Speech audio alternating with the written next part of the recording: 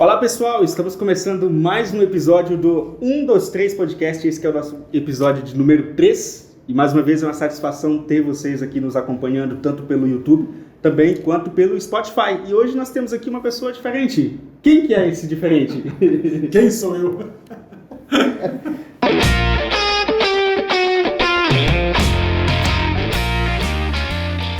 Isso aí, pessoal, hoje nós trouxemos aqui o Lucas, daqui a pouco ele vai se apresentar aí, e também os nossos já conhecidos aqui do nosso episódio do nosso programa 123 Podcast. Fala galera, sejam muito bem-vindos aí a mais um podcast. Tenho certeza que esse será sucesso também, hoje com o nosso convidado super especial, Lucas Raab aí, que vai contar a história dele. E nós vamos falar de um assunto muito interessante e que todos precisam ouvir. Então, por isso, nada melhor que um convidado especial, né, Gelson?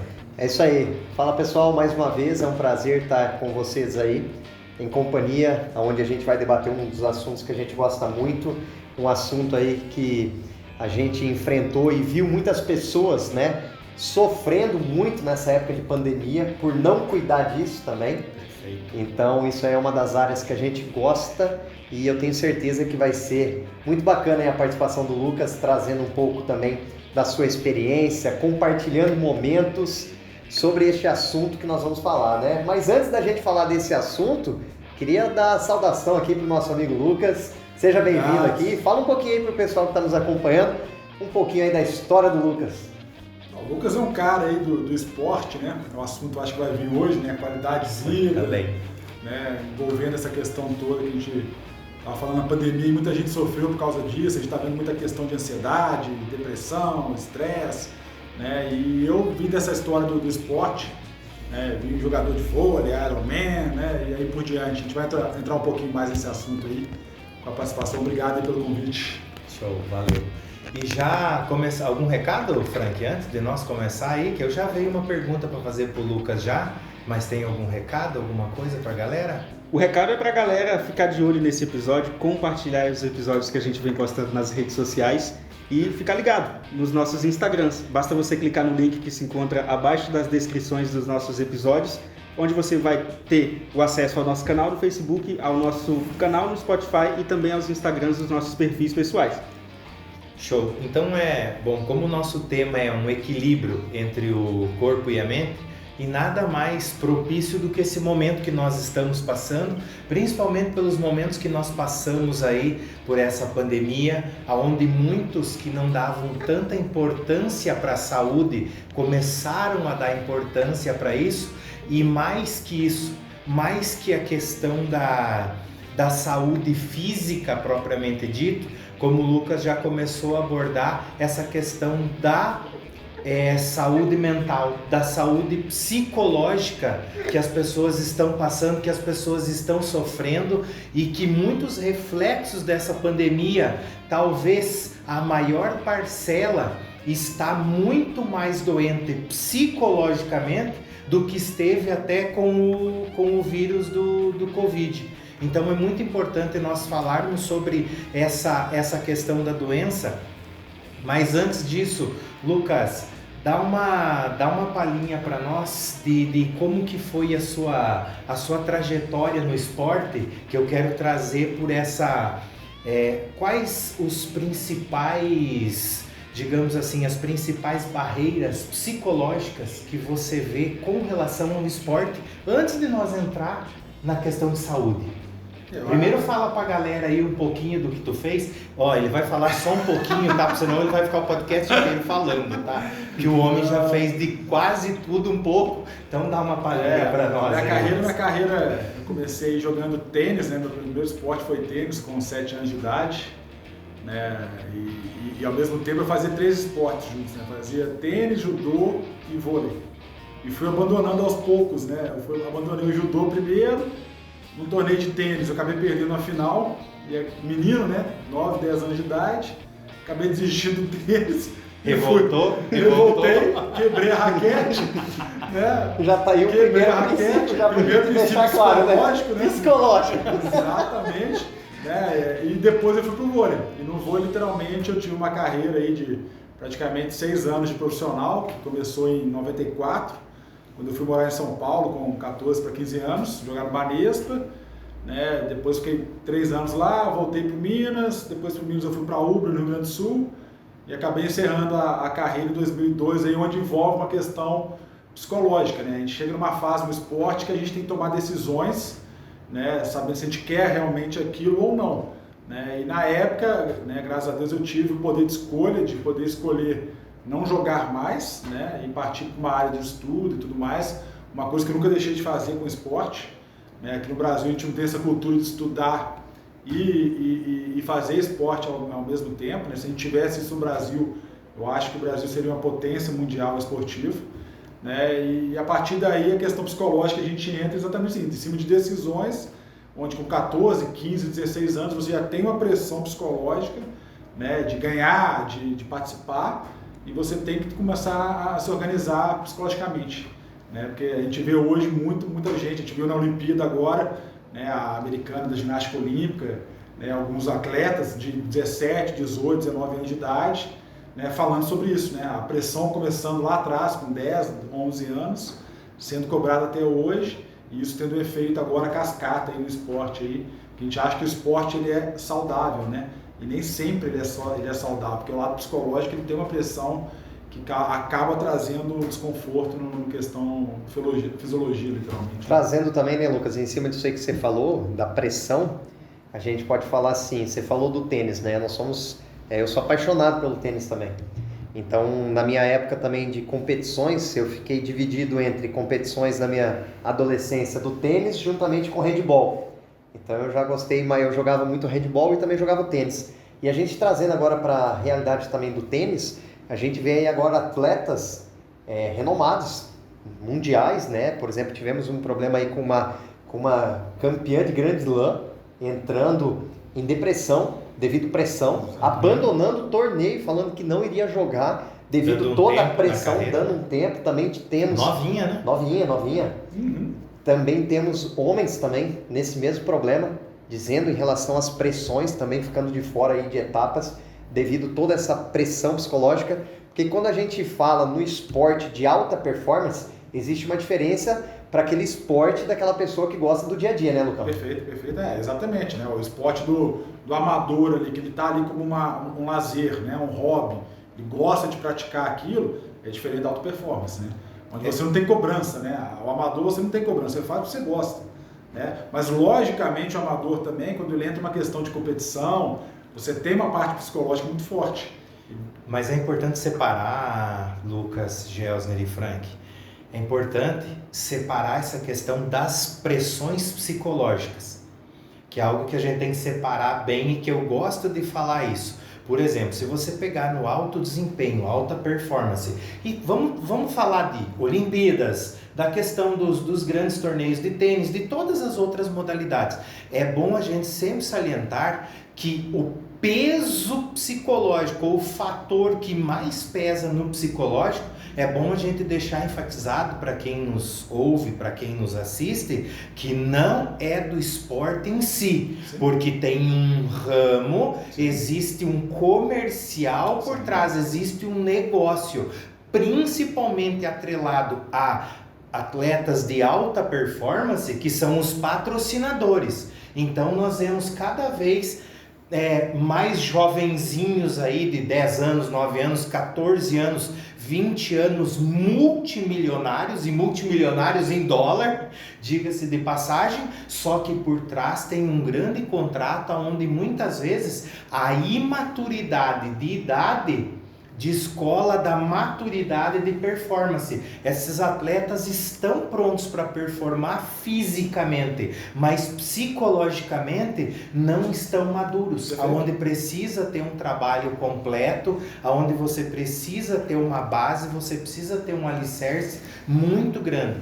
E é onde eu vejo que existem treinadores, existem coaches, sim, mas aonde vem a família e vai dar muito apoio nesse lado. Só que também eu quero trazer para outro lado essa questão da competição, e principalmente para você que é jovem e está nos ouvindo, o quão importante é que eu acho, Inclusive, eu estou negociando com a minha filha para ver a partir do ano que vem que modalidade de esporte ela vai competir.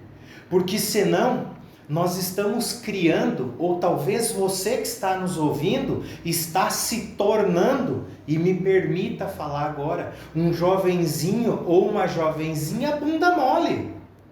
Eu vi esses dias no Insta uma brincadeira e que eu falei, cara, olha a verdade que tem por trás disso. Uma brincadeira, vocês devem ter visto, eu não lembro quem fez, que apareceu com um cubo mágico, todo ele de uma cor só. Daí o entrevistador falou, ué, mas esse é o novo cubo mágico? Ele falou, sim, isso é para a nova geração, para não se frustrar, porque todos têm que ganhar. Na minha opinião, inclusive eu conversava sobre isso, e é um tanto quanto polêmico que eu quero jogar aqui na mesa.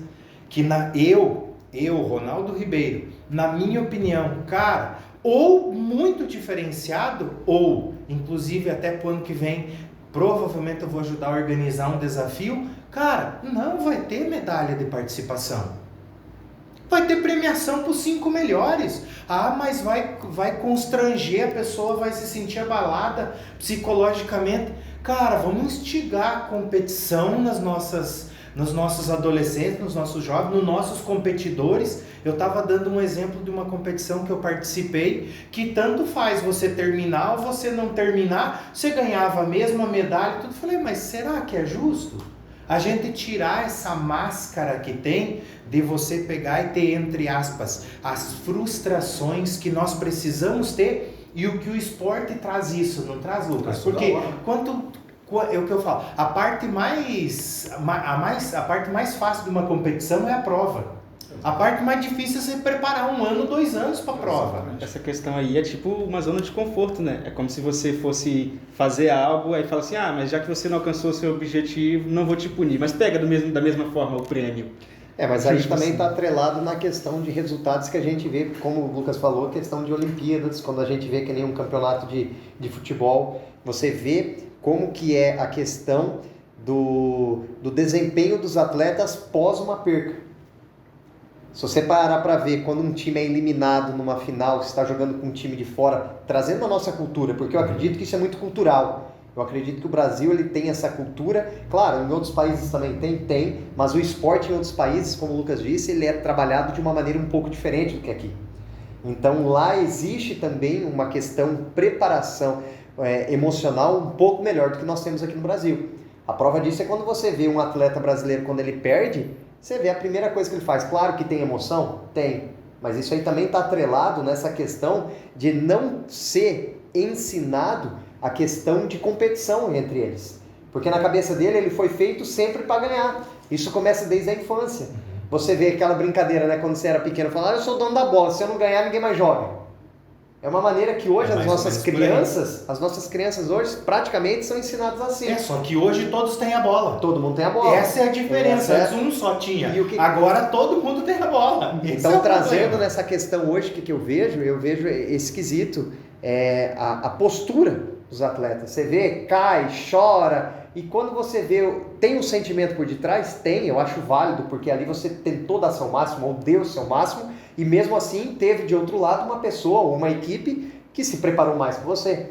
Então o que o Frank falou, eu acho que é essa linha também. Tem até um comentário que rola na época de Copa do Mundo, né, que a galera fala assim, o Brasil não pode levar um gol, que depois que leva o gol, a pressão psicológica acaba com os jogadores. E isso é uma das coisas por que eu falo da cultura? E um grande exemplo disso, trazendo agora para o futebol, um clássico que teve entre Barcelona e PSG. Barcelona foi na casa do PSG, tomou 5-0. Se eu não estou enganado, numa quartas ou semifinal de Champions. Aí eles chegam lá, tinham que jogar o jogo de volta, ou seja, eles tinham que ganhar de 5-0 para ir para os pênaltis. O que acontece? O Barcelona foi lá, faltando 40 minutos, estava 4-1, ele tinha que fazer 2 gols ainda em 5, a torcida inteira aplaudindo o time e incentivando. Aqui a gente vê isso aí que o Frank falou. Se o Brasil chegar a tomar um gol, acaba a torcida. A galera já começa a vaiar. Eu tive o prazer, eu falo assim, o prazer e a infelicidade ao mesmo tempo, de estar no estádio quando o Brasil perdeu de 7-1 para a Alemanha. Prazer porque eu fiz um post na época na minha rede social que foram 2 sensações completamente distintas em menos de 25 minutos. Uma das coisas mais lindas e emocionantes foi quando tocou o hino brasileiro, o hino nacional, dentro do Mineirão. Aquela multidão de pessoas, quando acabou o hino, porque tem um tempo, emendando o hino nacional inteiro. Aquilo ali era de arrepiar. A gente viu a primeira vez na abertura da Copa, eu arrepiei assistindo. E quando eu estava dentro do estádio, atrás do gol, onde tomaram os 5 primeiros gols, aquilo ali arrepiava. Uma sensação assim, ó, que eu nunca tinha sentido antes. Em 20 minutos, após o Brasil ter tomado toda aquela porrada de gol que a gente viu que tomou, tinha gente atrás de mim falando que a culpa do Brasil tá perdendo era da Dilma, tinha gente que começou a brigar, a torcida começou a vaiar, ou seja, o jogo não tinha acabado. Cultura.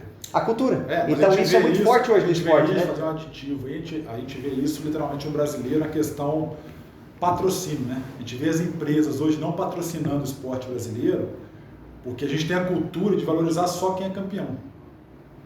A gente não valoriza quem é segundo, terceiro, quarto, quinto, sexto. Né? Você pega o esporte americano, por exemplo, quando você entra para a universidade americana, e se você é bom, ali você já é profissional. A universidade bate continência para você. Sim. Você já é profissional. Apesar de você não ser nos Estados Unidos, só pode se tornar profissional depois de formado. Né? Aqui no Brasil não. Ah, quem foi campeão? Ah, não foi campeão? Esquece. Não patrocínio. A gente vê isso em todos os esportes. Né? Eu no triatlon, que eu acompanho hoje muito mais de perto, né, que é outro esporte que eu fiz depois do vôlei, você pega um outro atleta hoje, eu vou falar o nome dele porque é meu amigo, né, o Diogo Sclebin, com 2 Olimpíadas. O cara tem a Olimpíada de Londres e a Olimpíada do Rio de Janeiro. E ele é carioca, fez uma Olimpíada dentro de casa. Um cara que treina no prédio dele, pedala na rua em Belo Horizonte e corre numa rua em Belo Horizonte. Imagina um cara desse que está entre os 30 melhores atletas de triatlon do mundo, num centro, né, sendo patrocinado. Né, imagina, né? Eu falo Diogo Sclebin hoje, ninguém sabe quem é. O próprio cara que faz triatlon hoje, quem que é Diogo? Cara, o cara está entre os 30 melhores do mundo. Ah, mas não conheço. Exatamente por causa dessa questão cultural. Né? Lá nos Estados Unidos, tem um irlandês que é corredor de maratona. Ele foi 12º na maratona de Tóquio, se eu não me engano. Ele chegou na Irlanda um carro de bombeiro. O cara tá o 12º melhor corredor do mundo na Olimpíada. A cidade parou para ele. Eles valorizam isso lá. Pô, o cara fez o máximo. O cara é o 12º melhor do mundo. Levou nossa bandeira. Levou nossa bandeira, tá lá. Aonde provavelmente ninguém tinha levado. Exatamente. Né? É a conquista mais do que o primeiro lugar. Isso, exatamente. É a superação, mais do que não confundir o ganhar, o vencer, isso, com estar no primeiro lugar. E essa questão, Lucão, eu lembro um dia que nós estávamos falando aqui, em relação, em uma dos seus também vastos currículos aqui pela frente, nós estávamos falando também da questão do judô, né? E você comentando com a gente que em relação aos mundiais, de toda aquela estrutura daquela empresa que você, naquela vez lá, tocava em relação a esses eventos, e a gente abordou naquele momento da nossa conversa a questão de estruturas, né? E saber que o Brasil tem possibilidade para poder dar essa estrutura para os atletas, e hoje, infelizmente, isso a gente não vê acontecendo. Você acha assim, ó, pela experiência que você tem, tanto no cenário nacional como também no cenário mundial, você acha que ainda é possível essa mudança? O que faz hoje, hoje para os atletas brasileiros, vamos dizer assim, o que faz eles ter essa estralada assim, poder melhorar ainda mais a performance dos nossos atletas? As confederações são igual a nossa política hoje, né? O dinheiro onde tem que chegar, o repasse onde tem que chegar, não chega, né? Para a população, certo, e para o atleta. Né? Você pega as confederações, elas funcionam como? Né? Você tem um repasse do orçamento do governo, né? De leis, de incentivos e tudo mais para o esporte, né? Que a gente vê a Lei Rouanet, principalmente na questão de imposto de renda, das grandes empresas podendo representar até 1% do imposto de renda para esporte. Projetos tem, dinheiro tem, só que as confederações não fazem esse trabalho. A gente vê poucas confederações que fazem esse trabalho. A do judô, por exemplo, é a confederação que mais recebe verba, né, no Brasil, de todas as confederações. Depois, se não me engano, é do vôlei, depois vem a ginástica olímpica. Eu acho que falta o quê? A gestão das confederações em gerirem os atletas. O foco é o atleta, não é a confederação. Sim, né? Essa é a grande diferença. Essa que é a grande diferença. Né? O dinheiro tem que chegar onde precisa. Né? E aonde que vem o atleta? Você vê, ontem eu estava vendo uma reportagem da corredora dos 100 metros, eu acho, do Brasil, que correu Tóquio, fazendo serviço de Uber. Em São Paulo, não lembro onde que era, ontem eu vi a reportagem. Aí você fala, cara, uma atleta olímpica, que está entre as melhores do mundo, entre as melhores do Brasil, tendo que trabalhar de Uber, porque ela não tem renda as contas para poder treinar. Suficiente para se manter. Ou seja, a gente não é valorizado. Né? O dinheiro está lá. Eu tenho certeza que o dinheiro está com a federação. Só que não chega no atleta final. Né? Então, eu acho que é uma questão de gestão mesmo. Gestão, porque dinheiro tem. Se você pegar ali, você entrar no site do governo, no Ministério do Esporte, você vai ver a federação recebendo 20 milhões, 10 milhões, 5 milhões. Só que isso não chega. No Brasil, infelizmente, não chega no atleta. Onde tem que chegar, não chega. É diferente do mercado americano, né, onde as universidades abraçam essa causa, trazendo o cara para dentro. Por isso tem essa briga do draft, né, atleta bom. Cara, eu quero você na universidade, eu quero você. Que daí ele te traz para dentro e dá todo o suporte para você se tornar um profissional. Você vai estudar, você vai morar na universidade, você vai ter alimentação, você vai ter nutrição, você vai ter psicólogo. Eu cuido de você, eu estou investindo em você. É por isso a grande diferença também quando a gente fala na questão da psicologia no esporte, né? Exatamente. A gente vê aí porque está explicado o porquê que hoje, não vamos também generalizar, mas também trazendo assim, por que a grande maioria dos atletas nossos aqui no Brasil sofrem muito com essa questão aí do que o Ronaldo falou, da questão da competição, né, Ronaldo? Porque não tem essa base. Não tem essa base. Não são ensinados, né? Não tem preparação, né? Exatamente. É muito técnico. E a questão que a gente, inclusive, trouxe para essa discussão, para esse podcast, é você ter esse equilíbrio, é você formar um atleta de alta performance e com longa duração, que você vê poucos atletas brasileiros que conseguem ter uma longa duração aí. Lucas falou o exemplo, se você pegar e olha quantos outra modalidade, no tênis, se você pegar outra modalidade, no próprio futebol, no próprio vôlei, que não saiam do Brasil, que ficam no Brasil, o atleta não consegue se manter no topo mais que 2, 3 anos. Aí é engraçado que um atleta sai do Brasil e fora do Brasil ele consegue ficar uma década no topo. Calma aí. O que está faltando? Está faltando ajustes. Mas quero trazer aqui uma discussão à tona e trazer para o nosso, digamos assim, nosso mundo mais próximo. Nós 4 aqui fizemos atividade física. Nós, Frank, alguma modalidade? Eu pratico musculação. Gelsner tênis. Musculação. Eu tô no triatlo agora, Lucão, voltar a treinar. Olha, eu tô aposentado. Por mais que possa não parecer, a gente pratica atividade física. Olha, houve uma época, 2015 para 2016, não fala balé não, Frank. Que eu quase ingressei na carreira de fisiculturismo. Eu iria me tornar bodybuilder, daí ocorreu, o apoio que a gente tinha, que no caso era eu, mais 2 amigos meus que a gente já estava treinando para a competição. E aí a gente tinha o patrocínio da academia, né? Porém, o cara acabou saindo do ramo, vendendo a academia, a gente perdeu o apoio, o patrocínio, porque ele que tinha todo o network lá, que ia colocar a gente dentro da liga. Tá aí um esporte que também falou. E aí, não consegui me manter nos treinos e não consegui ingressar nesse esporte, mas fiz um começo já para isso. Mas isso é importante e também querendo trazer, igual eu falei, para mais perto, pra gente, talvez o nosso público é aquela pessoa que está treinando, talvez aquela pessoa que já está há 2, 3 anos prorrogando, vou começar, o tão importante que é o complemento do treino, da atividade física atrelada a um esporte. Justamente para você trabalhar essa parte da competição, mas dessa competição que eu gosto muito de enfatizar, que é a competição saudável, que é a competição de você contra você mesmo.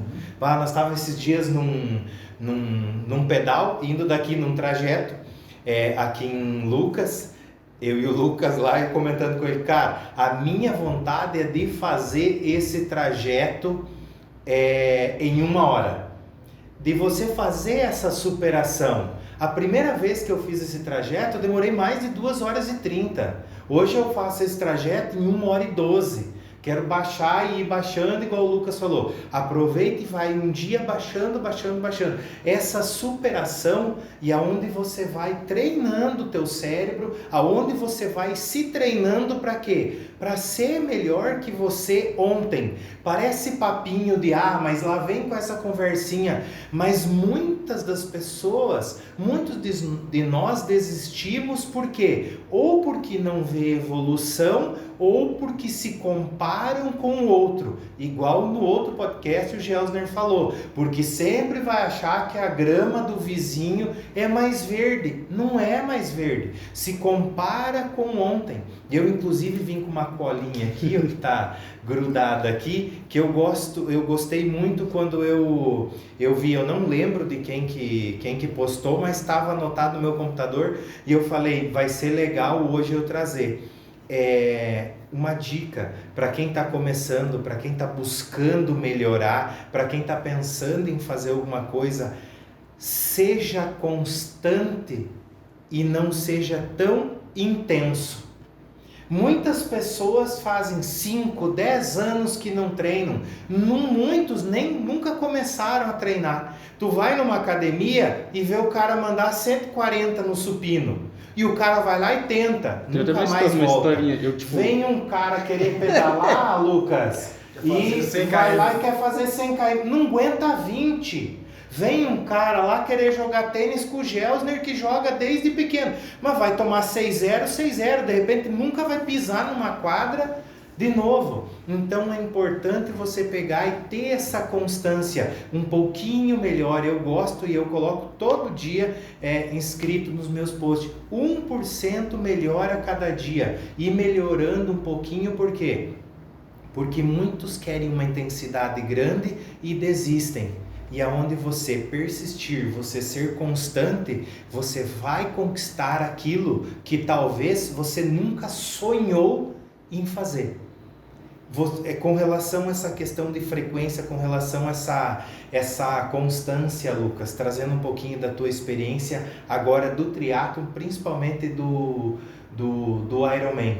É claro que a intensidade vai aumentando, mas você concorda com esse critério de constância, né? É mais importante que a intensidade, pelo menos para você engrenar ou para você não parar? Não, mas esse é legal até fazer um assunto antes, né?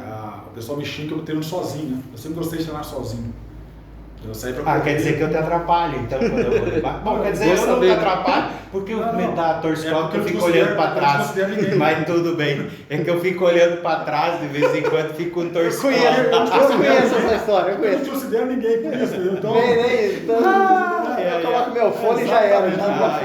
Menino vai ter que pôr óculos agora, tu sabia? Ele não estava conseguindo enxergar.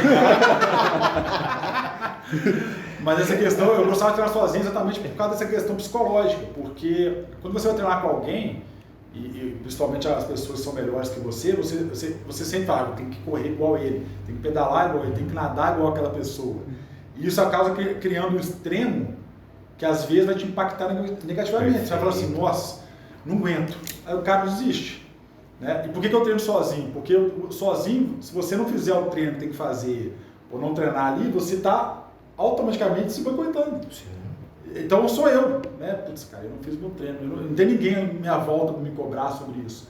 Só eu me cobrando. E aí esse foi o treino psicológico, né, em cima disso. E essa questão da constância é qualquer esporte, né? Não só no esporte, na vida, né? Na vida. O cara acabou de se formar, ele quer começar a ser um diretor de uma empresa? Não. Ele vai entrar ali talvez como um coordenador, um assessor, e aí ele vem conquistando isso. O esporte é igual. Né? Vou fazer um Ironman, tá, mas como é que eu vou fazer um Ironman? Como é que eu vou me planejar fazer um Ironman? Eu vou fazer um Ironman direto? Dificilmente alguém fez isso. Sim. Né? Vou fazer isso, então a constância. Ou se vai fazer, Ou pegando se o vai Ironman, fazer. vou fazer um direto, legal. O que eu vou fazer? Terminar. Exatamente. Igual trazendo para o meu objetivo. Não será o direto, mas, já esclarecendo, mas qual que é o meu principal objetivo? Terminar. Chegar, concluir um Ironman e chegar ao final e falar, eu sou um Ironman. Exatamente. Por quê? Porque eu cumpri. Agora, talvez eu estarei na primeira não, né? Mas na segunda transição e os campeões já chegaram. Mas o objetivo entendeu? Mas o meu objetivo é terminar. Mas eu gosto muito da ideia a palavra da moda modelar, mas falando para o nosso bom português, copiar, mas copiar entendendo os limites. Eu sempre me identifiquei isso. Eu sempre gosto, eu gosto de ter referências para você ver como que pode. Eu já prefiro treinar mais na coletividade. Por quê? Porque eu tenho uma referência, mas eu não tenho problema nenhum quando a minha referência está, por exemplo, um degrau acima e eu falo, cara, eu preciso manter porque senão eu não vou terminar. Ou eu me destacar treinando com alguém que está num nível abaixo ou está performando abaixo que eu naquele momento. É você entender você com você. Por isso que é muito delicado, e aqui vem de muito e nós vamos entraríamos num ramo aqui que eu não quero puxar, mas aonde você vem muito para o nosso modelo educacional de base, né? Você não treina os pontos fortes das pessoas. Você pega hoje uma educação física, cara, esse dia eu revoltei. Generalizada, né? Não, eu revoltei com a minha filha. Cara, ela tem educação física num horário extracurricular. E ela falou, pai, mas é sério, nós vamos jogar queimada. Eu falei, é sério? Nada contra, eu não sei a dinâmica. Daqui a pouco o professor usou uma dinâmica super top e tudo. Mas será criar oficinas, fazer os nossos jovens, eu tenho uma filha aí de 15 anos, fazer nossos jovens entenderem que através do esporte, através do treinamento, onde nós temos algo que nós temos que buscar o equilíbrio emocional e físico, como depois você vai ser um médico bem-sucedido, um empresário bem-sucedido, um farmacêutico bem-sucedido, um soldador, um empacotador, porque você tem esse equilíbrio da mente e corpo. E eu, pelo menos, sou uma pessoa que recarrego as minhas energias quando estou treinando, quando estamos fazendo esporte. Só que a maioria das pessoas não são assim. Só que é importante as pessoas entenderem a prática do esporte para você buscar um corpo e uma mente sã. Para você ter um equilíbrio na vida, como nós, semana passada eu estava num evento aí fazendo uma palestra e eu falei, só que tem umas coisas que nós não podemos copiar. E uma delas é que nós estamos a passos largos para passar os Estados Unidos no índice de obesidade. Por quê? Porque o brasileiro agora que conheceu o fast food, agora que conheceu o industrializado, tudo, é legal isso, é bacana, mas é o manter o equilíbrio, o quanto que eu vou fazer isso e o quanto que eu vou fazer aquilo. E também serve muito, muito, muito como, para muitos, uma válvula de escape, uma válvula de descarga. A gente vê muito isso, né, Gelsner, no tênis. Sim. Você que está mais no tênis, eu dei uma seguradinha no tênis para me dedicar aos treinos do triatlo aí. Isso a gente vê muito, não vê?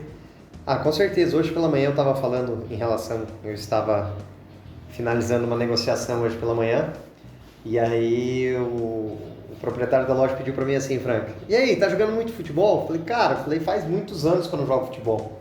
Faz muitos anos. Eu falei, meu esporte que eu gosto é o tênis. Ele, o tênis é legal, né? E aí eu falando para ele os diferenciais do tênis, né? Essa questão de você romper muito, principalmente o lado emocional. E é uma das coisas que hoje é onde eu mais tento trabalhar a questão do esporte em mim. Por quê? Porque a gente vê assim, que o tênis, trazendo pro meu esporte, que hoje é um esporte que eu sou apaixonado, você vê assim, você tem uma batida legal, você tem um condicionamento físico bom, e você vai entrar às vezes numa quadra e como que o lado emocional te atrapalha a ponto de fazer você perder uma partida. Então o equilíbrio, a gente trazendo dessa questão do equilíbrio do corpo e da mente, eu acho isso muito fundamental. Uma das coisas que eu sempre gosto de falar, trazendo numa questão da disciplina, trazendo nessa questão do equilíbrio, é muitas vezes quando não tem esse equilíbrio a gente vê muitas frustrações. Sim. Você deu um exemplo da questão da obesidade, eu vivo falando isso dentro do programa, lá no Balanço Geral. Eu falo o seguinte, a pessoa ela demora 1 ano, 2 anos para adquirir a pochetinha. E aí ela quer acabar com a pochete em 1 mês. Ela acha que ela vai ter uma solução milagrosa que vai perder 10 quilos em 10 dias. E aí ela vai, começa numa intensidade alta, talvez, não acontece, não tem a constância, desiste, se frustra e fala, isso aí não é pra mim. E critica quem faz. Por quê? É uma questão cultural também. Então, uma das frases que eu gosto muito é a seguinte, treinamento difícil, combate fácil. Sim, perfeito. Então, quando você está ali treinando e o seu treinamento ele é difícil, na hora do combate é fácil. Por exemplo, se a gente trazer para uma das maiores missões hoje do mundo, quando os Estados Unidos invadiu lá para pegar o Bin Laden, quantas vezes o exército americano fez o plano de entrada para casa? Simularam de todas as maneiras possíveis. Para quê? Para não ter chance de erro. Porque quando eles sabiam, nós temos uma chance para pegar o Bin Laden. E foi assim que aconteceu. Porque o treinamento foi difícil, o combate foi fácil. Passaram anos treinando para chegar ali naquele momento e treinar. Aí a gente traz na questão do atleta, que é o nosso objetivo. Quantas horas, quantos dias, meses de treino o Bolt teve que ter para ir lá e correr 7 segundos, 10 segundos? Você tem aquele livro da 10 mil horas, né? É. Não sei se ele está traduzido no Brasil, já viu? Que ele fala exatamente sobre isso, né? A prática das 10 mil horas, né? Um dos, não sei se é esse mesmo, mas é os Outliers. Outliers. Eu tenho no Brasil. Eu tenho ele no Brasil? Então isso aí é sensacional. A maestria, né? Para você, da constância. a lei, para vocês entenderem um pouquinho, esse livro fala que para você se tornar mestre, para você atingir a maestria, é a lei das 10 mil horas. Se você fizer alguma atividade por 10 mil horas, você se transforma mestre naquilo. Então você quer dizer que se hoje eu quiser começar a tocar piano, em 10 mil horas eu vou me transformar em mestre? Sim, não necessariamente que você será o melhor do mundo. Talvez o melhor do mundo tenha 150 mil horas. Então, mas que você será mestre, sim. Se eu começar a correr hoje, você vai se transformar mestre com 10 mil horas? Vai, do mesmo jeito que você vai se transformar num mestre em leitura, num mestre em programação, num mestre em vendas e no mestre naquilo que você fizer. E uma das coisas importantíssimas, e que o Gelsner muito bem salientou aqui, é a questão da disciplina. Se você tem clareza daquilo que você quer, eu acredito que o esporte seja uma das opções, ou seja, uma das ferramentas que mais disciplina vai fazer com que o ser humano aprenda, desista e até aprenda a ser mais disciplinado, porque o esporte exige, para quem persiste, para quem é disciplinado, para quem tem a constância, eu acredito que o esporte é uma ótima ferramenta para você ser disciplinado. E nisso nós, mais uma vez, eu acredito que foi no primeiro que a gente falou, citar o exemplo do Japão. Por que o Japão é considerado o povo mais disciplinado? Porque você pega hoje, desde as primeiras atividades da criança na escola, ela aprende atividade onde leva a criança a ser disciplinada. Então é muito importante nós observarmos sempre a base e sempre o porquê nós fizemos aquilo e para que aquilo vai nos levar, justamente para não ter essa frustração de calma. E aí eu quero chamar a atenção agora para você que está nos ouvindo, que talvez você é educador físico, para você que é gestor, para você que é líder, é muito importante você demonstrar aonde essa disciplina vai levar, o porquê ter essa disciplina e individualizar, mesmo que seja o nosso coletivo, para nós não frustrarmos essas pessoas e transformar ainda mais a nossa sociedade em pessoas indisciplinadas, porque é engraçado que o meio interfere muito com relação à disciplina. Tu vai em países onde exija que você seja disciplinado, incrivelmente, o brasileiro consegue. Por que o brasileiro é disciplinado em outro país? E aqui no Brasil é indisciplinado. Por quê? Por causa que o meio interfere. Mas o que é o meio? O meio é aquilo que nós fizemos.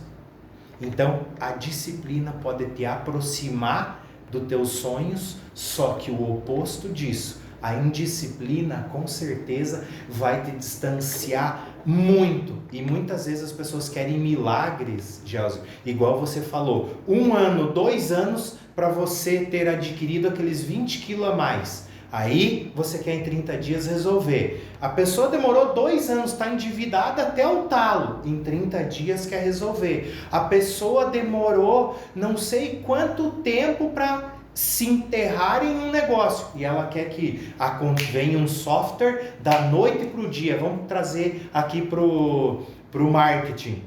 O cara está começando agora, mas ele, cara, tem 20 anos de empresa, mas ele tá levando o negócio para ele pro digital e ele quer que em 6 meses o negócio digital dele esteja faturando a mesma coisa que o negócio dele, que o negócio físico dele, que tem 20 anos, está faturando. Então são essas utopias que, na minha visão, mais uma vez correlacionando a atividade, mais uma vez correlacionando ao esporte. O esporte proporciona. Por quê? Porque a gente vê só aquele 1 hora, 1h30, 3 horas, 5 horas de atividade. Só que quantas horas de treino teve?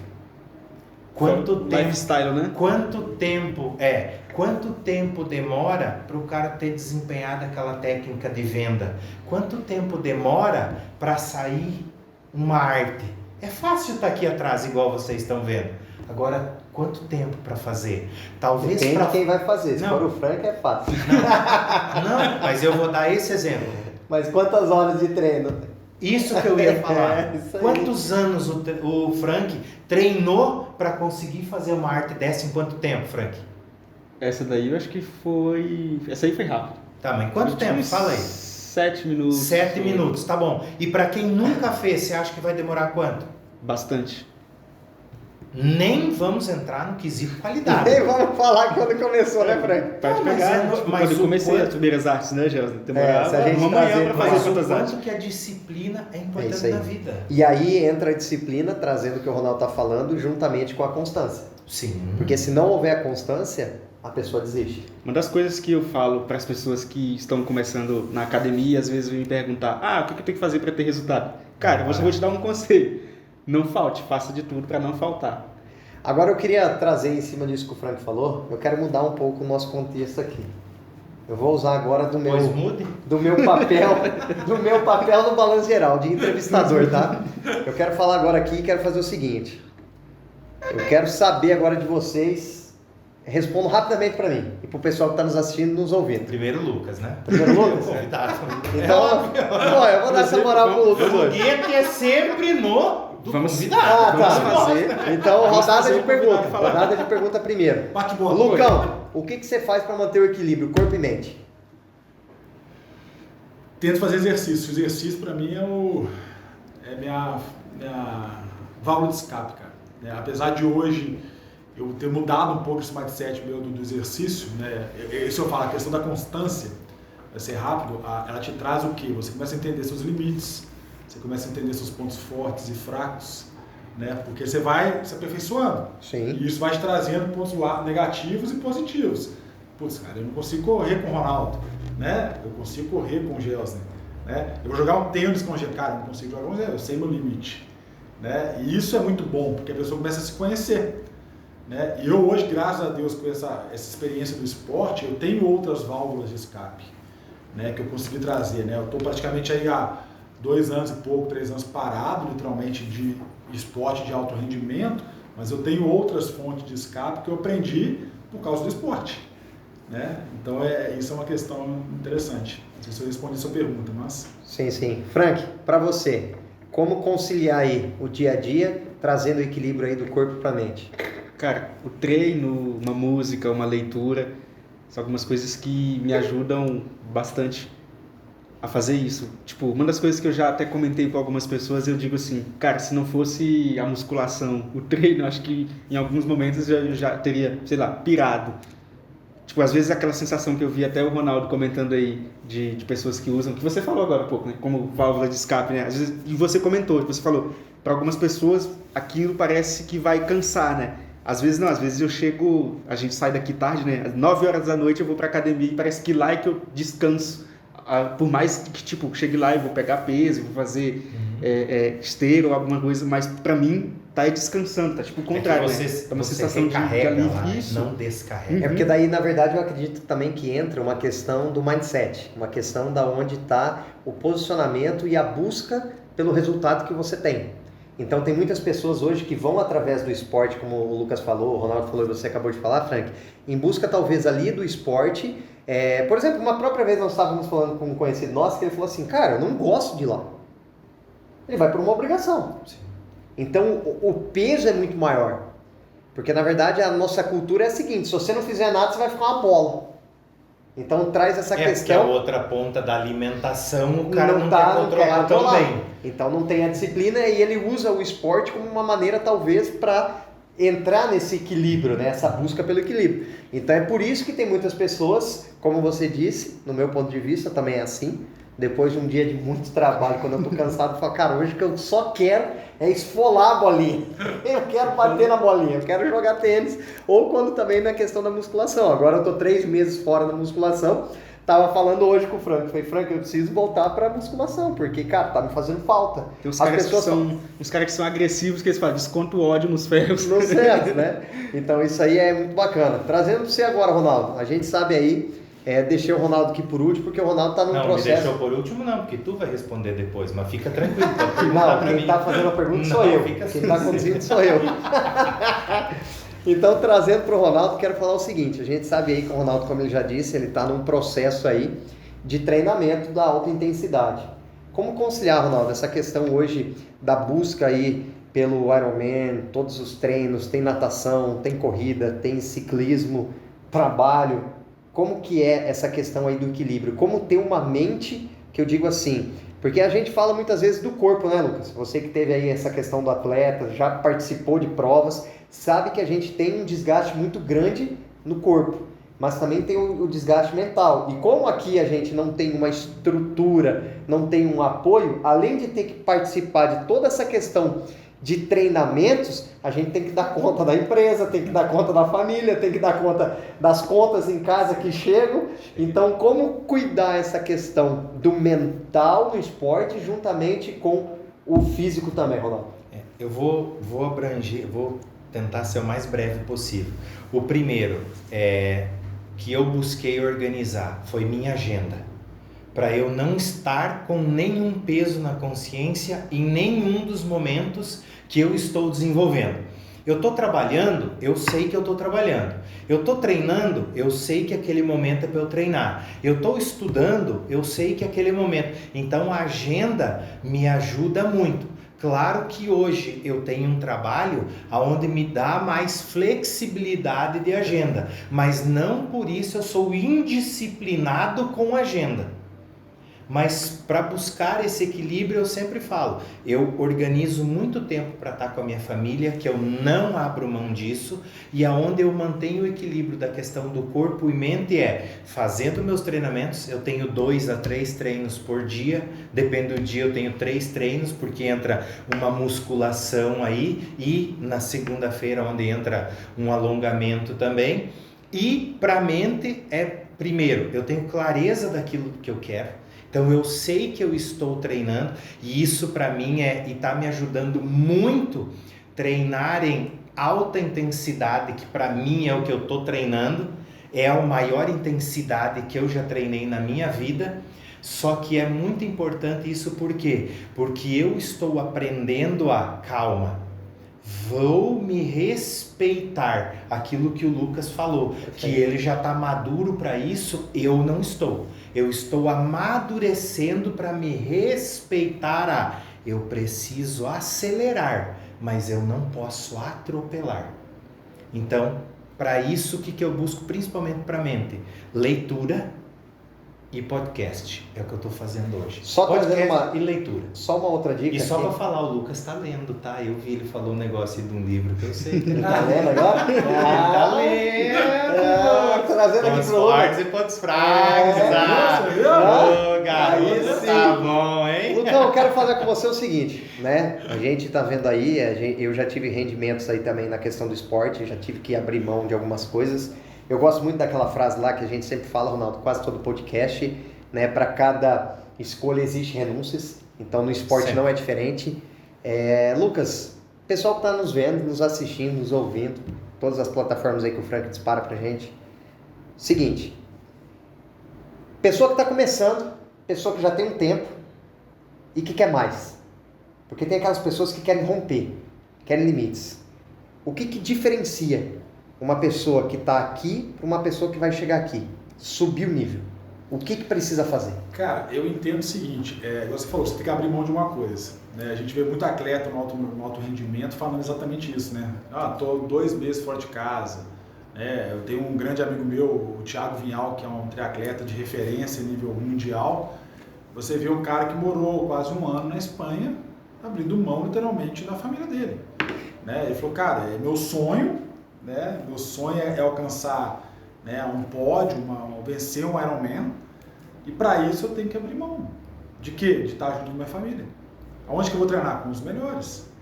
Então ele teve que sair do Brasil, né? Foi para a Espanha com o treinador dele, ficou lá quase durante 1 ano. Então ele abriu mão de quê? Do convívio social com os amigos aqui, da família, de estar com a mãe dele, né, com a namorada dele, tudo mais, por um preço, por um sonho. Então eu acho o grande diferencial do cara que está aqui, que está aqui, é exatamente esse cara que fala assim, cara, está no momento às vezes de pular de nível. E às vezes pular de nível é exatamente, vou mudar para São Paulo, vou ter que mudar de estado, vou ter que fazer alguma coisa diferente do que os outros estão fazendo para alcançar o objetivo que eu quero. E isso é doloroso. Né? É meu caso com o vôlei, eu saí de casa com 14 anos de idade. 14 anos de idade você está ali, né? No conforto de casa, Sim. com seus pais, tudo mais, né? Não tem um dinheiro, não tem uma conta para pagar. Você vai assim, cara, vou morar em São Paulo. Putz, como? Né? 14 anos de idade. Então é isso, você tem que pular para um outro nível para alcançar o que você quer lá na frente.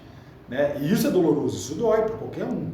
Né? Então a gente vê os atletas principalmente aí tendo que fazer isso, ou até mesmo os executivos, né, que o cara tem que sair do Brasil para fazer um MBA, uma pós-graduação fora do Brasil para alcançar o objetivo de se tornar um CEO, se tornar um CFO e aí por diante na empresa. Ele tem que sair.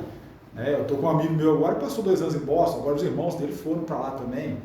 Né? Eles estão abrindo mão de 2 anos de estarem no Brasil com a família, com os amigos. Para estar se qualificando. Se qualificando porque eles têm o objetivo de tocar a empresa da família.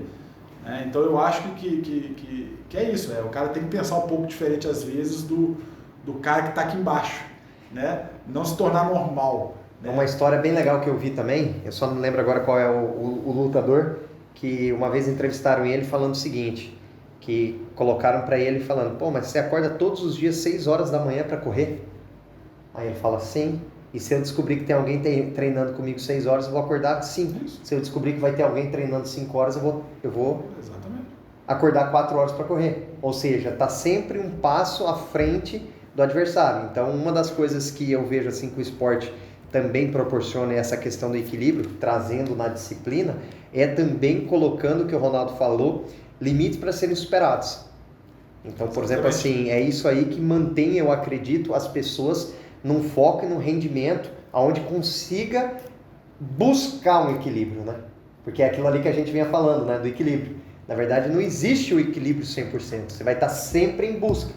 Porque, como você mesmo falou, por exemplo, a minha irmã também foi para os Estados Unidos em busca de uma qualificação na questão da profissão dela. Para estar lá, vamos trazer assim, ela teve que fazer muita coisa. Né? Para poder se manter lá. Então essa questão aí é muito bacana e eu acredito que as pessoas que estão em casa estão podendo aprender um pouquinho aí dessa questão da disciplina, Ronaldinho. Eu gosto e quero parafrasear agora o Joel J, que ele fala trazendo específico para o treinamento, para aquela pessoa que quer sair, quer dar aquele algo a mais, que você quer ir para alta performance, que você vai para um, entre aspas, nível superior. É quando você entende que a dor nada mais é do que a fraqueza indo embora. Porque muitos ficam no raso. Quando vem uma dorzinha, não é hora de parar. Não, é a hora que você entende. Nós estávamos comentando, eu não me lembro quem que foi. Eu acho que foi, eu não sei se foi Mohamed Ali. Não me lembro agora quem que foi um boxeador que estava entrevistado e pedindo para o cara: quantos abdominais você faz? Você conta, ele falou, quantos eu não sei, mas para mim o primeiro vale a partir de que eu sinta dor. Até ele sentir dor, ele não contava. Então, vou citar Joel J. Para você sair do nível iniciante, intermediário para o nível superior, é quando você entende que a dor não pode te paralisar, porque tu sabe que a fraqueza indo embora e tu dá aquele algo a mais. Então é onde a pessoa vai para o alta performance. Aí é claro, aí você vai buscar equipe de treinamentos, outros lugares, outra estrutura, entender, buscar de repente um treinador. Aí vai de cada um e vai de acordo com aquilo que você quer. Só que uma coisa é muito importante, talvez seja a mais importante, é você não aceitar mais a situação que você está e dar um basta e falar: eu quero melhorar, eu vou melhorar. O que eu preciso fazer? Partiu fazer. É a tomada da decisão. A gente vê isso no esporte, literalmente, na mudança de treinadores, né? Mudança de cidade, que o cara treinava ali a vida inteira, mudou, porque ele sai um pouco da zona de conforto dele. Procura, às vezes, uma metodologia nova, algo que tire ele da zona de conforto, né? Que vai trazer literalmente essa aqui, putz, eu vivo há 20 anos assim, nunca vi isso. Vai tirar ele um pouquinho da zona de conforto e aí ele fica instigado. Aí ele vai explodir de novo. A gente vê isso no tênis. Sim. Né? Dificilmente um cara que o Federer, o Agassi, Sampras, tiveram o mesmo treinador durante toda a carreira. Eles foram mudando ao longo do tempo. Né? Exatamente por causa disso. Puxar um pouco do melhor de cada um. Exato. Chega uma hora que o cara está na zona de conforto, ele começa a cair rendimento. E ali ele começa a ver, opa. E é nessa hora que diferencia os bons. Isso. Ele descobriu esse time do... top, né? Exatamente. Do time opa, eu tenho que procurar uma alternativa. Qual é a alternativa? Né? E até mesmo a outra ponta também, né, Lucas?